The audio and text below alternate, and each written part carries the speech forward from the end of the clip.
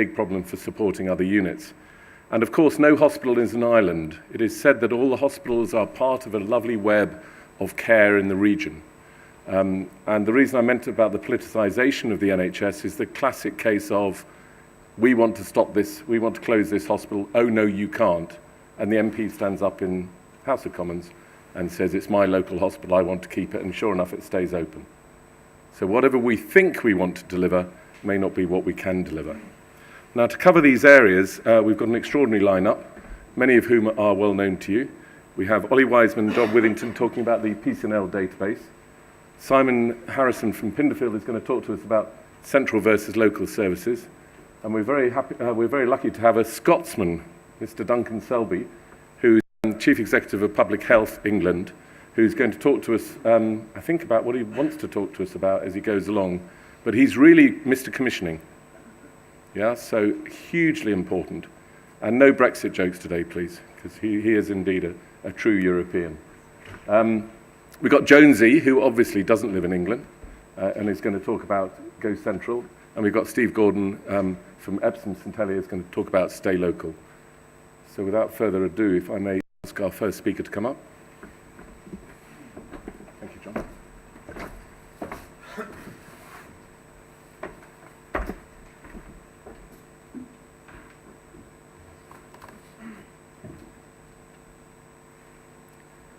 Thank you very much. I'm John Withington. It's been my great pleasure to be involved with the BAUS PCNL registry as it has evolved.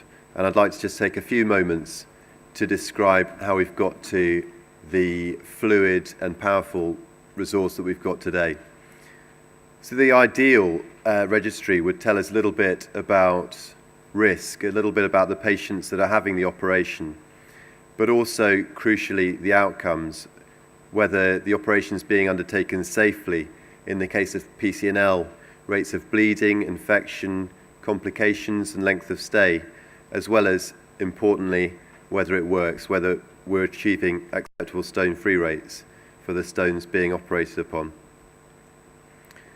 So, data collection started in 2010, and at that time it was, in comparison with today's registry, a relatively rudimentary data set, which was somewhat more focused on procedural detail, but it's adapted and being quick to adopt developments. In 2011, the original Guy's Stone Score publication came out, and later that year, the registry duly adopted it within the data set.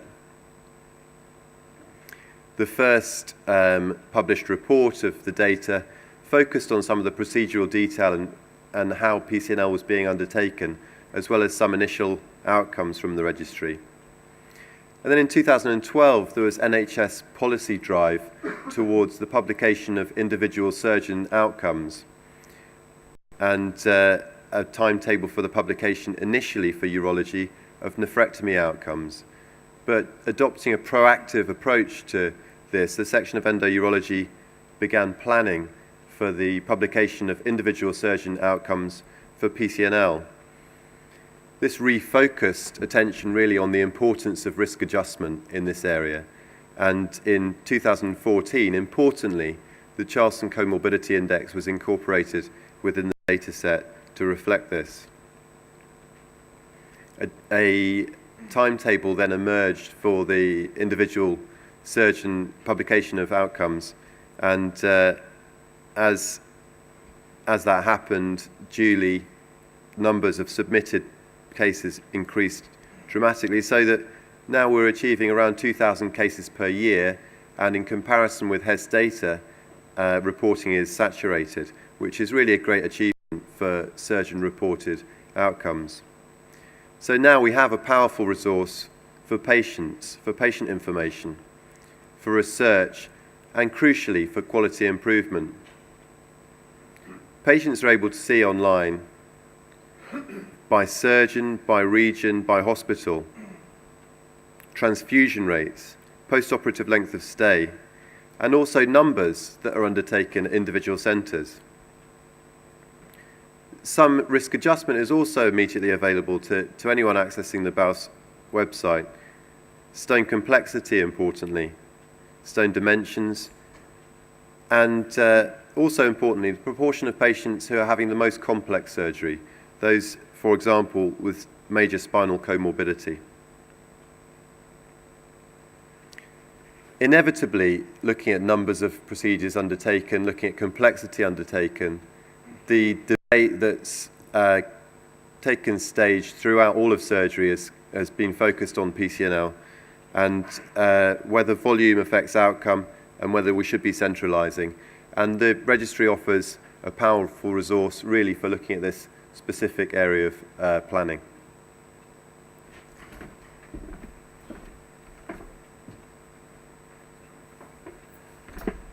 Thanks, John. Good morning, ladies and gentlemen. I'm going to tell you what we can learn from the BAUS PCNL dataset as regards volume outcome.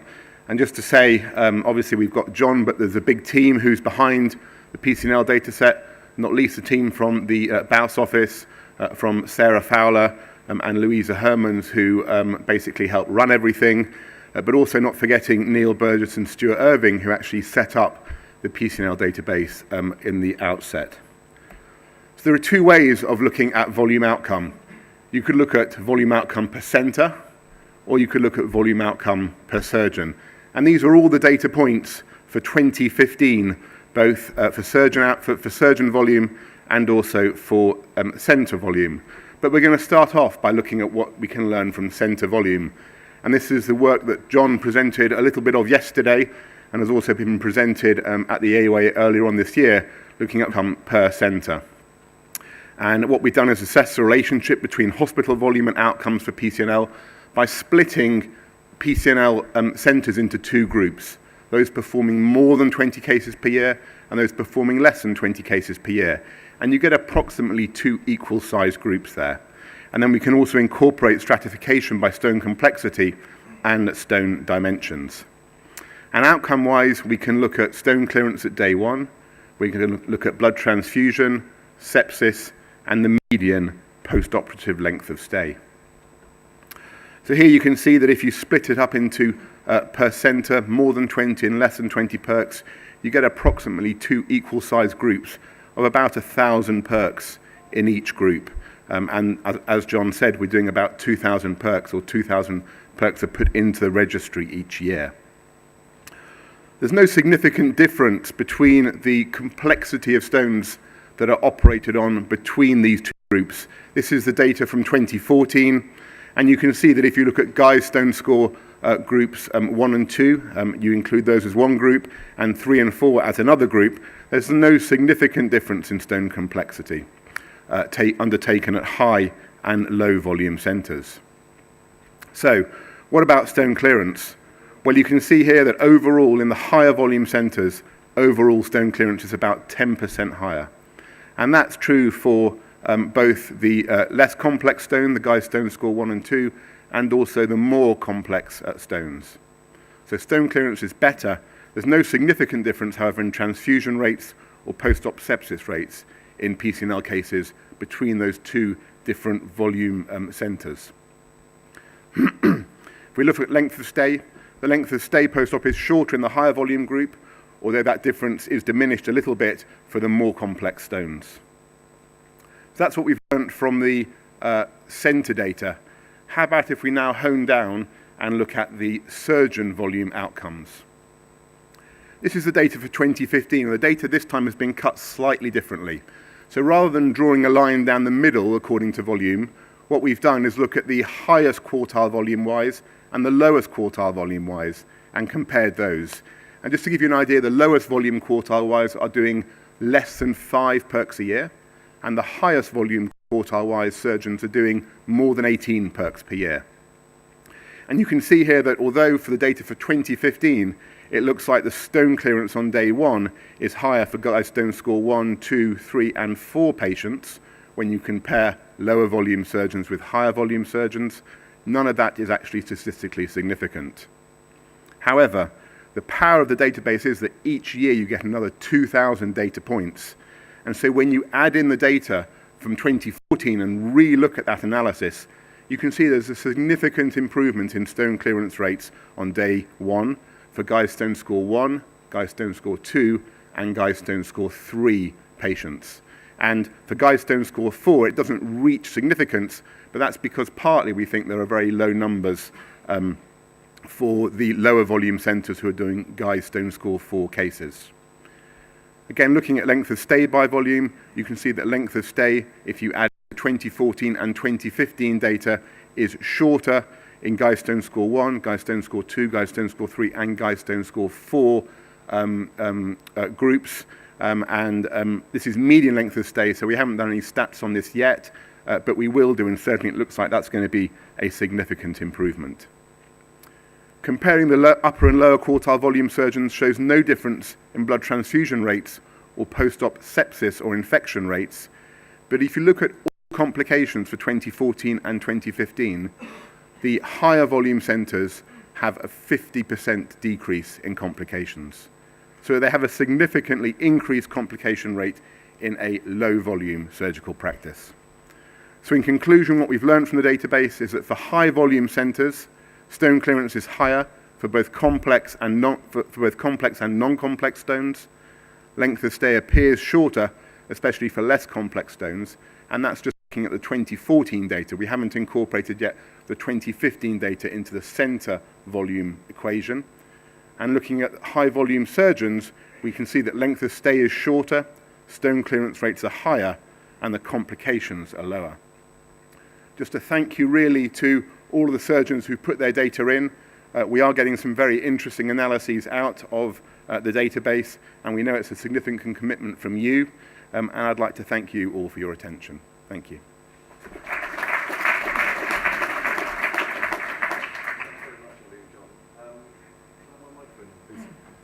We hopefully will have time for questions at the end. I don't seem to have an iPad. Can you hear me there at the back? No? Yep. Yes. So we'll probably do the old-fashioned come to the microphone at the end. Thank you very much. So Simon Harrison, if I could ask you to come up and talk about local versus central. Press something and see what happens. Right, okay. Well, thank you very much for the invitation to talk. I'm now, having been appointed in 1992, I'm now half-time in my practice, and I remain an optimist with regard to the health service and where we're going. And therefore, I'm still involved and interested in discussions about how urology is progressing and how we get the best out of it. So if I go back to certainly my training years, which were pre-1992, there really was not a great deal of specialisation there, so that one urology department would look like another urology department. A stone like the one on the left would have been regarded as more or less a general urological procedure. By the time I was appointed in 1992, the larger departments were beginning to subspecialise. So, for example, I was a senior registrar in Bristol, so stones were then becoming centralised into one consultant's hands and so on. So the process was underway, but it was an evolutionary one.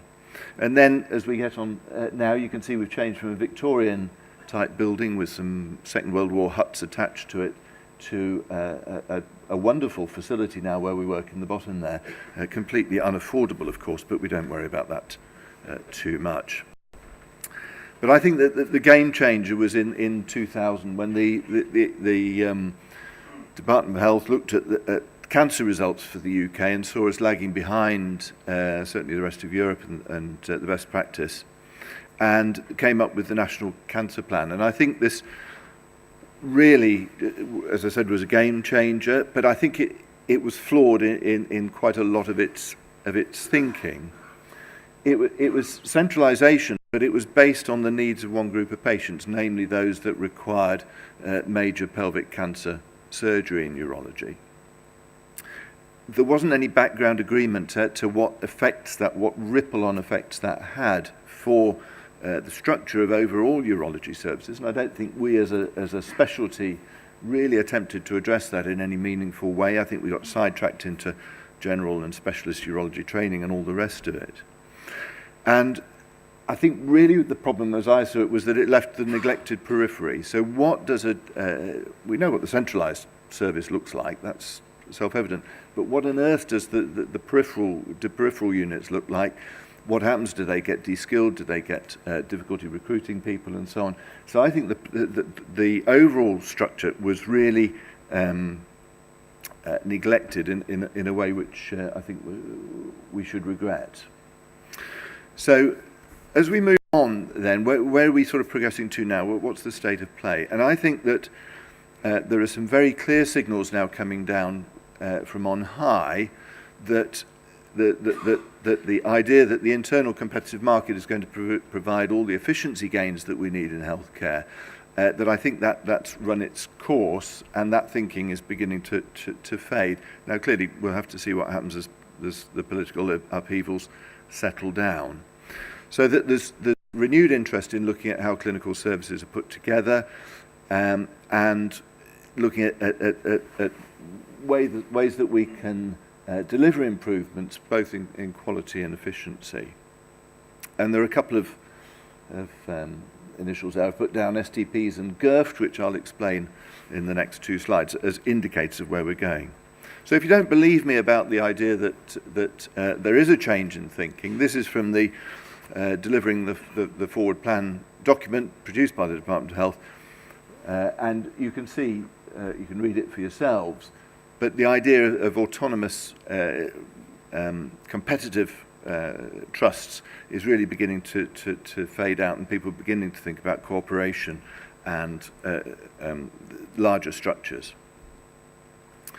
So I won't say very much about STP, Sustainability and Transformation Plans, because they're in their infancy. But when I first saw this map, I thought that UKIP had gone completely mad and were now looking for post-Agincourt boundaries to be restored. But in fact, what this is NHS England looking at grouping regions together again, so that plans should be produced on a regional basis, not just on a trust by trust basis. And we'll see whether this has got legs and where it's leading us to. But it suggests that there's that widening of the shutters again. Where I've got involved in this is the Department of Health clinically led quality and efficiency program, which goes under the sort of banner of getting it right first time. Now, this has been piloted in orthopedics over the last 12 months and is seen centrally as being a mechanism for delivering substantial improvements, particularly financial improvements, but also efficiency improvements. And it's now being rolled out to the various surgical and indeed now medical specialties. So the methodology behind this is that you trawl through national data, particularly has data, but other sources as well, in order to produce a profile of an individual hospital's service, in this case obviously a urology service. You then, having got that profile document, you share that with the trusts, management and clinicians, and then there's a visit by the National Clinical Lead, which is me, to at least 50 trusts to get the background, put the data into context and try and work out what best practice looks like and what practices where areas are producing apparently less good results and efficiency. And then the closure of the loop really is to develop guidance and so on for commissioners, so tools which will steer structures towards best practice in terms of quality and efficiency. So the sort of data that we're beginning to get, this is looking at emergency admissions in Pinderfields by day of the week. So that's something which is of interest. If you're looking at, for example, very small trusts, then does it make sense to keep taking emergencies at weekends if there are very small numbers, and questions like that can crop up. You can also see that a big chunk of our work, you'll be pleased to hear, is related to endourology. So the biggest blue bar in the middle there and the yellow bar relates to renal colic, loin pain and stone disease. So you've got plenty of work to do in the future. We've also got access to the BAUS databases, the sort of funnel plots and so on, which can inform us also about the sort of effects that Oliver was talking about. So this can all feed into the profiling, which I hope will get more sophisticated as the years go by. also, as part of this process, is the question as to actually what good looks like. Apparently, this became a really fundamental question in NHS England and at the centre, is that commissioners were saying, well, we don't actually know what good looks like, so how the hell can we commission it? And so the concept of a model hospital has been, or is being put together.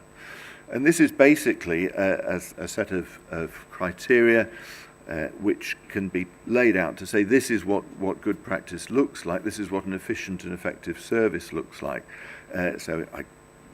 All sorts of parameters will go into that. It's at its building stage at the moment. But I think there's a real opportunity, I hope, for specialist organisations like BAUS to begin to input into that as that becomes a more sophisticated process. And I think that's something that we should definitely be looking at. So I think if we want to input into that, we've got to have in our own minds some agreement as to what excellence looks like.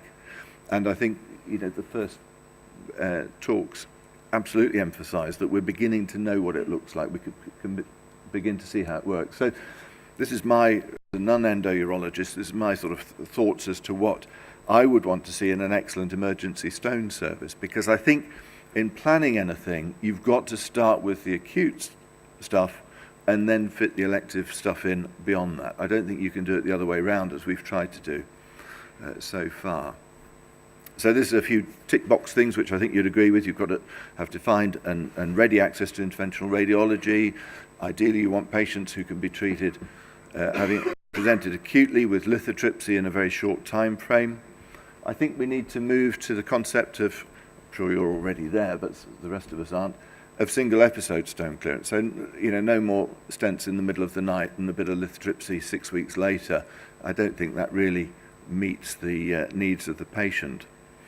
Minimal lengths of inpatient stay, obviously, to keep bed usage down. And really what we're looking at beyond that is getting people back to normal activities in life and not having these very protracted clinical courses which go through stent out, treatment, another stent, and on you go. That really has to be ironed out of the system as far as possible. And I think there is a desire really to see things pretty uniform across the working week and weekends. Looking at elective stone care, what do I put in there? Well, yes, you do need to concentrate complex clinical care into the hands of a stable and experienced team. But I think the makeup of that team is open to discussion. I don't think it needs to exclude people whose primary contract is in peripheral hospitals. You just have to get the appropriate people in to the centre to do that. And then the non-complex work, which is something we've really been bad at doing, needs to go to where the capacity is. So there is no point having a big centralised service delivering excellent results for the complex patient with massive waiting lists and complete chaos and shambles for the non-complex work which no one's particularly interested in.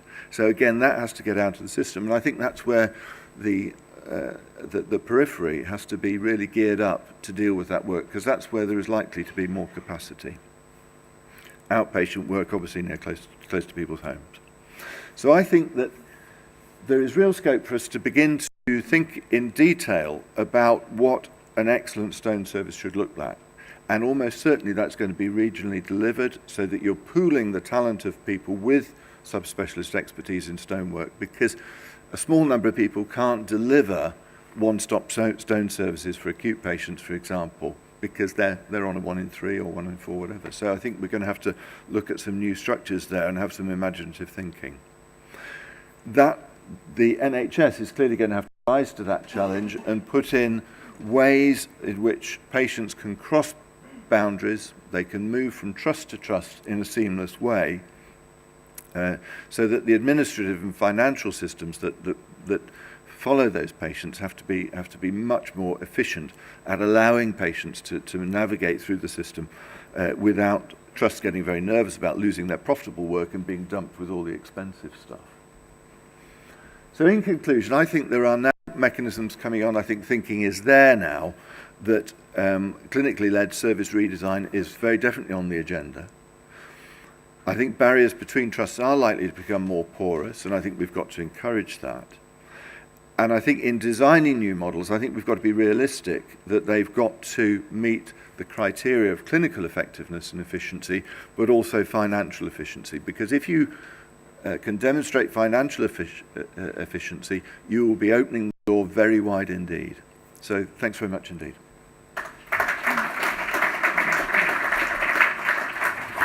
Simon, thank you very much, and it's great to have you as an advocate for us in the centre. And Mr. Duncan Selby, if you'd be good enough to come up. We're very lucky to have Mr. Selby here today, and it's very kind of him to spend so much time to come to the Bear Pit to talk about public health, NHS and commissioning, and how, hopefully, you can help us. Morning, everyone. So I'm a Londoner with a Scottish accent, 30 odd years. I've been in the health service for 37 years. Until coming to lead the public health system in England, I was the acute chief executive down in Brighton, and I was the Director General of Performance for the NHS, so I was that softly spoken psychopath who sat at the centre about waiting times and the cancer plan. I've been the chief executive of psychiatric service and was with St George's for many years. But now my job is to tell you all that you're fat, you eat too much. What were you drinking last night? So all the risk factors that we know about whether you smoke and drink, what you eat, whether you ever take any exercise, is how I'm spending my... I've actually got the best job in the planet just to tell everybody they're fat. But you're not too bad.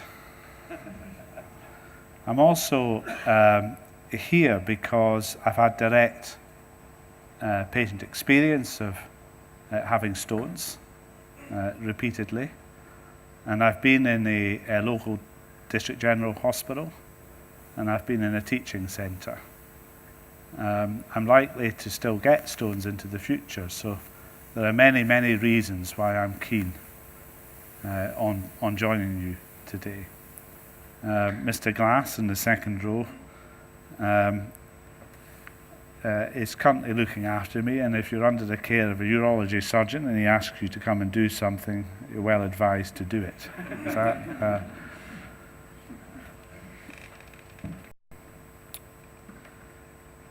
so I think what I'd emphasise, what I thought was an excellent presentation, I'd emphasise the patient experience alongside the volumes and the outcomes. And I've had the experience of being in a district general when, having been under morphine for 3 days with no intervention, I asked the junior doctor if there was anything going to happen. And I was very comfortable. I quite enjoy morphine. It's a relaxed time I've had in many, many years. But I thought maybe something should happen. And the junior doctor said he'd find out, and he came back and he said, this was on a Friday evening, he said, we'll put a stent in. And an hour or so later he came down and he said, well, they're ready for you in theatre, but there are no porters, can you make your own way?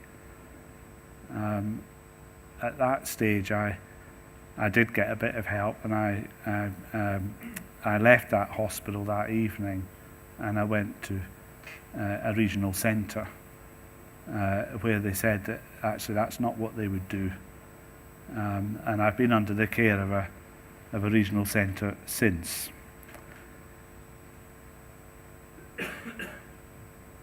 So I can see it from having been a planning and a commissioner and a chief executive in the NHS, as well as a patient.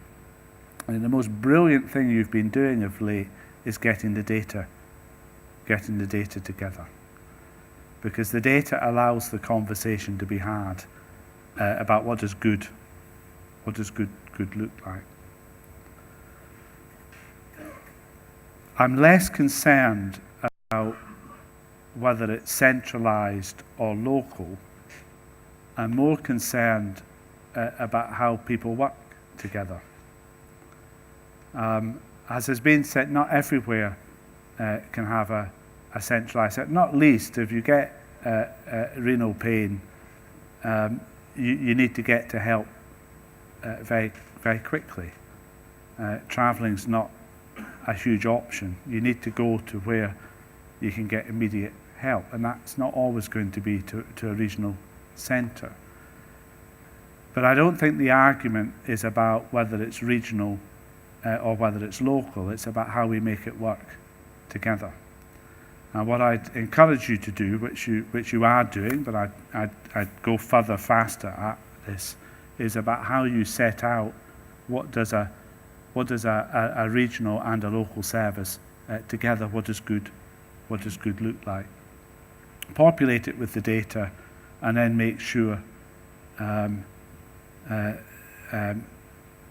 the conversations being had with people like me. So I sit at the centre next to NHS England, to NICE, the CQC.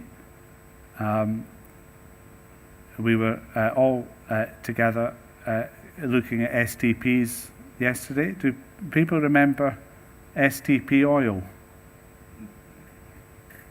When I was 17, I used to sell petrol. Am I looking at, are we old enough in the room? Do you remember? I'm seeing some nods. You sort of forget the name of what we call it. It's about how we move on from this separation between commissioning and providing, and less about condition and disease, but about people living in places and in various states of disrepair, and how we organise to best effect, and about how we use data to lead decision making, and that we get real about where the money's at. So if we look at specialist commissioning over the last number of years, we've seen an exponential increase in spend, about £1 billion more in each of the last 3 years, and it's unsustainable. We can't. It's not just going to be about paying for activity, but about paying for value, for a good patient experience, for a good outcome, efficiency, but also value. So let me try and think.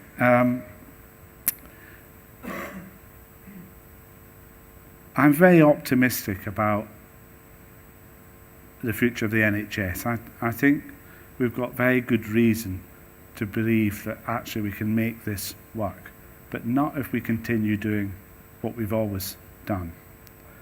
And a separation between those that commission and those that provide has not worked in landing an outcome or a budget that we can afford. That we need to move on from being concerned about super specialisation, which is completely necessary, but how that supports local service provision, and about how we get the whole thing to work in the patient interest and through the patient experience. The partnership that exists between the teaching centre and the regional centre, I wouldn't use the language of peripheral, but about how local and regional work together, to be able to demonstrate that you know how to do that to get the best and improving outcome, and at less overall cost, for less cost. If you can show that you can do better but for less, then you're into a conversation where you'll get a great deal of interest, and I think we can get investment too. If we look at it through a particular lens and say it's all about centralisation, what does that mean for local service? If we focus just on local, then how do we get the best possible outcomes? We need to do both. So what I would like to do is work with you as an offer, that if you continue down this road of what does good look like, the model service, I would like to map onto that what does it currently look like at the moment, where the gaps are, and then how we could work with specialist commissioning and with local commissioners, with NHS England. We do the technical advice to specialist commissioning. We've done 117 reviews in the last 2 to 3 years. I'd like to talk with you about what does this look like for what I think you called Cinderella. It's not to me. Well, it's not to all our patients. It's not to me. Can I just ask Duncan then? We've got a few minutes. Just we could probably. Do you want to take a few questions? Yes, now? I would. Yeah. It seems to me this is a utopia you're talking about, and we would love to achieve it. But my bias in this is the financial model, the difficulty in getting our local managers to listen when we're talking about the good, money moving to other hospitals and not being centralised, and where the budget and the money sits. The financial model that we currently have probably doesn't work for what the nirvana that you and Simon are talking about. Yeah, if we do what we've always done. So if people are focused on activity and then, if you like, invoicing, then it's not going to work. If I think, so in Brighton, we were planning on a 5 million overspend. We had 40 odd million that we had banked by an overspend. The central people said you have to do providing and commissioning and so on. I went to the commissioner and said, we've tried failing together and it's not been much fun. What about succeeding together? What about forgetting what the rule book says and work out actually how much do you have and how much do we need? What do we have to achieve?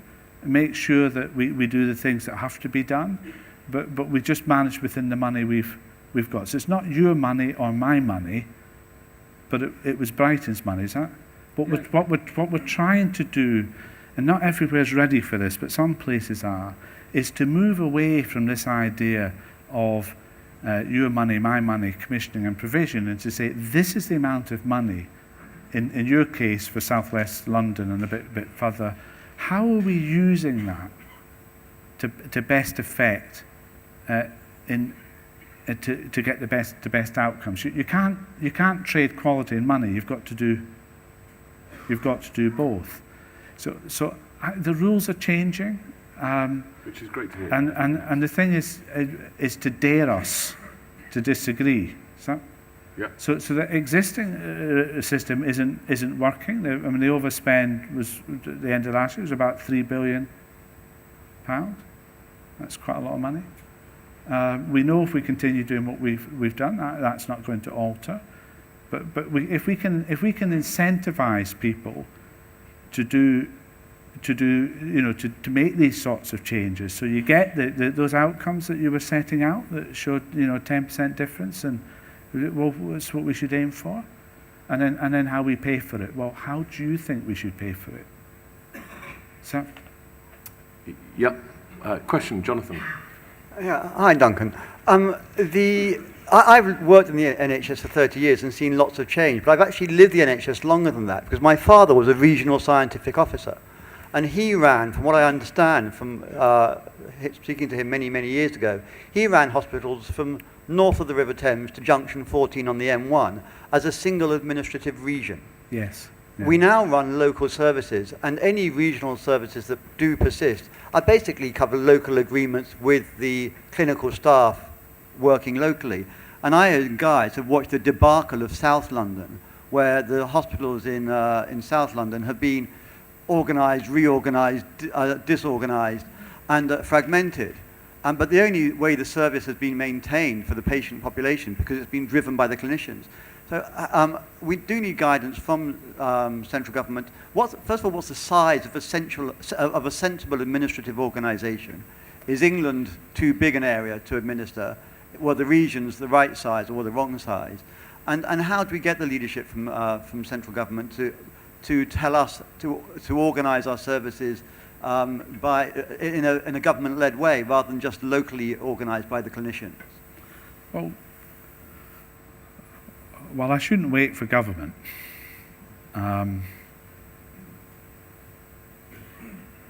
I mean,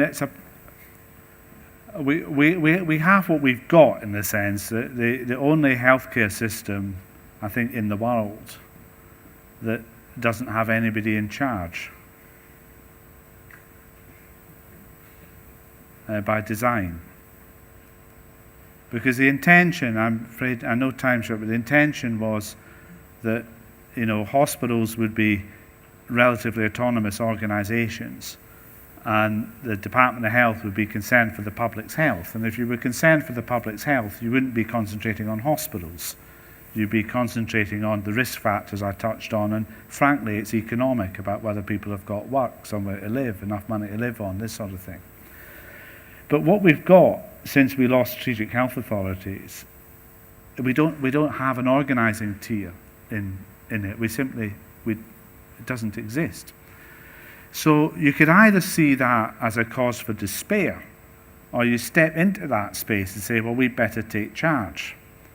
And just as you said, Jonathan, when you look at all the progress over the years, it's been clinically inspired, and we need that again. The clinical leader stepping in and saying, this is what good looks like, and to be concerned for the money as well. So when a clinician says, I'm only interested in doing good and getting a great outcome, but somebody else will worry about the money, then I say, well, I need to talk to somebody else, because I need to talk to somebody who's going to be concerned about both. And it's perfectly possible to do both, but it needs to be clinically led. And there's such variation that exists, there's plenty to go for. I'm very constrained in my time, I didn't use it initially well enough, about actually, this is exciting stuff, but you've got to take charge. You can't wait for government. Government don't know. And if they did know, they wouldn't do it right anyway. And if you produce a strategy, just as been said, lots of great intent behind the cancer plan, but it wasn't a strategy, was it? And we go down this rabbit hole, and we do great things, but we forget about the great swathe, about other things. And you people need to be stepping into that space about saying, and this is what good looks like, but you've got to be concerned for quality, outcome, and cost. And if I can think, throughout my career, people have said, I don't do money, as if that's some form of achievement. And you say, you can't think of a single industry on the planet where the senior professionals, if they're leading the thing, which they should be, and also watching the bottom line and being concerned about it. You've got to do both. And there's plenty to go for. Very encouraging. We have another question. John. This debate opens with some data looking at PCNL volume outcome correlations, and it's hardly surprising that there is a positive correlation, because most things in medicine that we can measure, there is a correlation between volume and outcome. Yeah.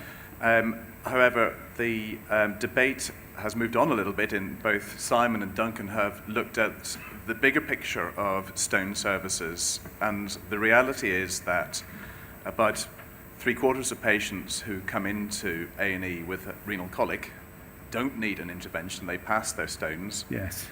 And also, when they do have interventions, PCNLs are probably about 5% of urological procedures that we do for stones overall. And whilst there are some arguments about centralising some aspects, my concern a little bit is that by doing so, we will weaken services where patients present. So patients come to a local A&E department, and you're worried that you're going to be sitting in a bed for 3 days before you have a CT scan or a stent put in. And I think what we need to do is to look at the big picture overall and make sure that we're evidence-based, but we strengthen it, and that the focus is on patient pathways overall, so that patients get through to their stone-free status safely and quickly. Yeah, so a focus on the pathway and not just the surgery, a focus on the outcome the patient experience, really vital, to make sure that if you present with renal colic, that you're going to get really good evidence-based care wherever that happens to be in the system. I mean, it's really practical. I thought I was going to die the first time I had this experience. I had no idea. I wanted to die. Just take me away. Yeah. And then the ambulance service didn't have any morphine. They do now. And then I ended up on the floor in a hospital A&E at 3 in the morning with a group of nurses looking over at me but wouldn't come. And a junior doctor that passed me, and he thought twice, and then he said, "Are you okay?" And I managed to gasp to him, "Morphine." They gave me so much morphine, I ended up staying for, we cannot not address that. But we also need to do, if you can, as a society, if you can describe the patient pathway, wherever people sit, and what does a good standard of care look like, differentiated in that way about actually what requires an intervention and when, of what sort, and that you can do that at less cost in this country, then you're winning. Fine, that's a good challenge. Thank you, Duncan. And don't worry about how it's currently being paid for, because this is the time to do things differently. Thank you very much. Right, if we could ask Paul Jones to come up from Swansea to give us a view about Go Central, and then we have the Go Local from Steve Gordon, and we might have time for another 1 or 2 questions. Thanks, Ken. Thanks to the section for inviting me. Could I get my first slide, please?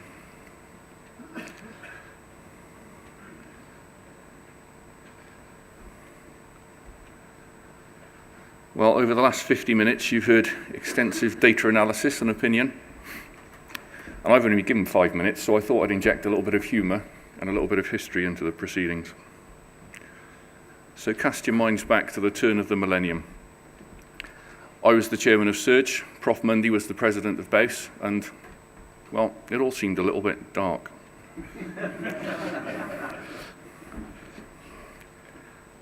Sound? Oh no, the sound's not working, I don't believe it. Da, da, da, da, da.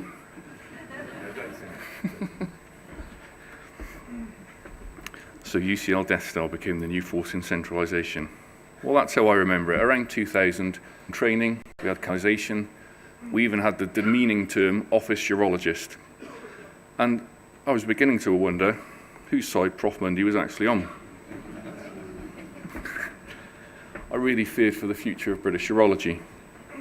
But I was totally wrong, and he was right. He's produced millions of papers, and for me this is probably the most important one. It's 18 years old now. He and a group of people came up with a forecast in 1998 as to where British urology would be.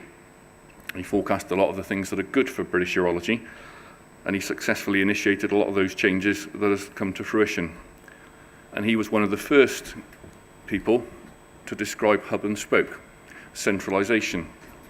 And we've seen that. We've seen it in major oncology with the robot. We've seen it with pelvic and reconstruction. We've seen it with paediatrics. And we're starting to see it with stones. So I take it all back. He's actually a true messiah, somebody who has actually led us very well. But it's not just urology that centralisation works for. It's not just general surgery. It's major trauma, it's medicine, and it's beyond medicine. When you look at it, it's outside of us. It's the British Lions, in theory, should be one of the best teams in the world. Well, 48% of us think that the EEC works. Perhaps Houses of Parliament would be another way of putting it. And centralisation of finances. At the moment, we're in very volatile times, but nonetheless, it works on the whole. Perhaps the best, most contemporary example of centralisation for me at the moment, Welsh football team. We haven't been beaten by a country that's got more volcanoes than people. So centralisation works. You see it in nature. Even stones centralise themselves. So I'm really not sure what there is to debate. Centralisation has been gradually implemented over the last 20 years and with great success throughout urology and medicine on the whole. So I think we need to thank and acknowledge all those members of BAUS Council for steering the ship through what have been pretty rocky waters over the last 20 years. But we're there, and centralisation is here, and it's here to stay. And if the story were to have a truly happy ending, then the true villain would get his just desserts, in my opinion. Thank you. Jeremy Hunt.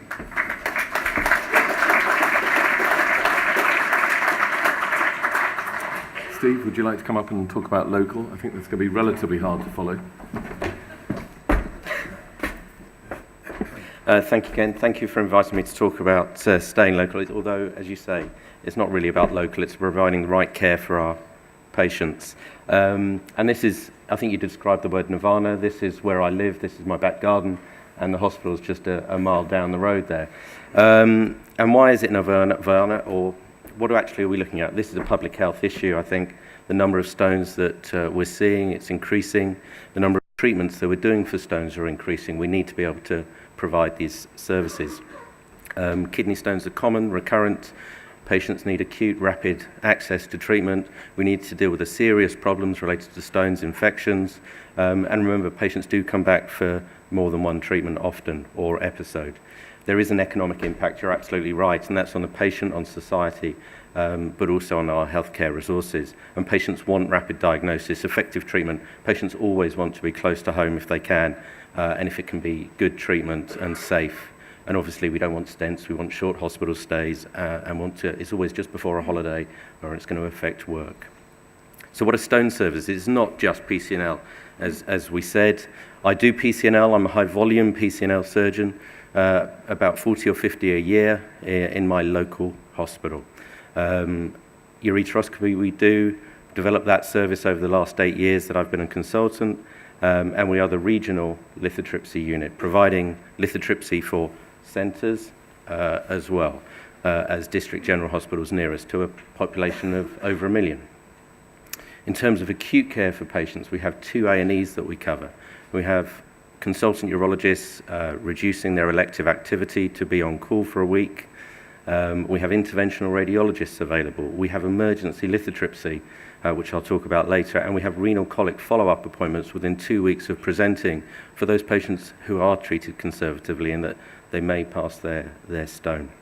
But it isn't just about what we do as surgeons, it's about stone prevention, it's about preventing kidney damage, and we have a metabolic stone clinic which is very active. We have 2 chemical pathologists who are incredibly interested in this subject. We have an MDT multidisciplinary where we meet up to discuss cases, not necessarily telling me which surgery to do, which operation to do, but actually to prevent patients getting worse problems from their kidney stones, reducing the risk of recurrence. And that's with urologists, myself, chemical pathologist, nephrologist, radiologist, and our radiographer from lithotripsy. And we do have governance in what we do, and Ken was key in inviting me to his centre 3 times a year for an endourology governance meeting to share what we do. And we offer training for the future urologists. But what about centralisation? What about individual surgeon outcomes? The median number of PCNLs done over the 2 years that are on the BAUS database was 17. I think I did in that 2 years 87, so certainly my patients are getting a high volume surgeon with good outcomes. Nephrectomy, I don't do nephrectomies, I don't do TVTs, I don't do radical prostatectomies. They went to the centre, and our patients who come to Epsom and St Helier go to a centre with high volume surgeons. Urethroplasty, I don't do that, but the person who offers that at Epsom and St Helier also works at the centre as well as at Epsom and does 10 times the median number. So we are a high volume service for our patients. In terms of the equipment, we don't need a robot. We certainly should resist robots for ureteroscopy. The equipment is potentially getting cheaper. The new shock pulse, Olympus shock pulse to break stones for PCNL works effectively, and as I say, is cheaper. Flexible ureteroscopes, we've bought these, and it seemed very easy when I went to the endoscopy unit, and they said, oh yeah, we'll add 4 fibre optic scopes to the general endoscopy budget that we have, and they've got service contracts on them, so that's not been difficult. The holmium laser we actually got free when they bought this silly green light laser, and that's worked very well for some time. And the Storz SLX Hefty, that was an investment. I had to do a business case. I don't do money, but that was very effective, and the lithotripsy, as I say, provides for a wider area. And the economics of PCNL, with a single surgeon, high volume, I don't work with a radiologist in theatre, I puncture myself, we've got short hospital stay, shorter than average, short operating times. We are, pushing the boundaries of PCNL, using equipment we already have, and we've got, as I say, good patient outcomes. The regional lithotripsy unit run by radiographers, not by me, although I oversee it clinically, We do over 100 treatments per month. We offer an emergency ureteric service. And we showed and we presented at the World Congress last year that for patients with upper ureteric stones, which you think are unlikely to pass, if you treat them within the first 24 to 48 hours, you can get up to an 80% success rate. I think it's showed the same in Cambridge and Reading. So we certainly, if we've got a lithotripsy, we should direct patients to that rather than make them wait for 6 weeks or longer sometimes. And it was cost effective too. By doing lithotripsy and with an 80% success rate and only 20% going on to have ureteroscopy, that's cost effective for the NHS. In terms of training, we have specialist trainees. We offer lithotripsy competency, so any trainees who want to get those numbers signed off, you're very welcome to come and to join us. We offer ureteroscopy training for our SPRs and PCNL training. I go and mentor other consultant urologists to do percutaneous access, and we have potentially an opening for trainees wanting to come and do that at our hospital, and obviously take part in the section of endourology training. And of course, we've looked at the safety of what we do. It's not just about the outcomes of removing the stone, and we still have a good relationship with our interventional radiologists. And as I say, the MDT really is about preventing stones recurring and preventing renal deterioration. And there are modern ways of working together. This was a picture, a tweet that went out to various endourologists around the world, and they all replied to me with their advice about how to treat the stones. So we don't need to stay local. We can use technology maybe to go global. So in summary, stones are a common condition, increasing prevalence. We're doing more treatments for stones. We've got endourology trainees wanting to do this. We've got short hospital stays. We've shown it can be cost effective. As I say, the lithotripsy is the only expensive bit of equipment. We should maybe use that regionally. Personally, I'm a strong advocate for PCNL access for and training for urologists. And as I say, that's Nirvana. It's a lovely place. We often have royal visits. We had a royal opening of our lithotripsy and urology centre, but the most important thing about it is working as part of a team. Thank you.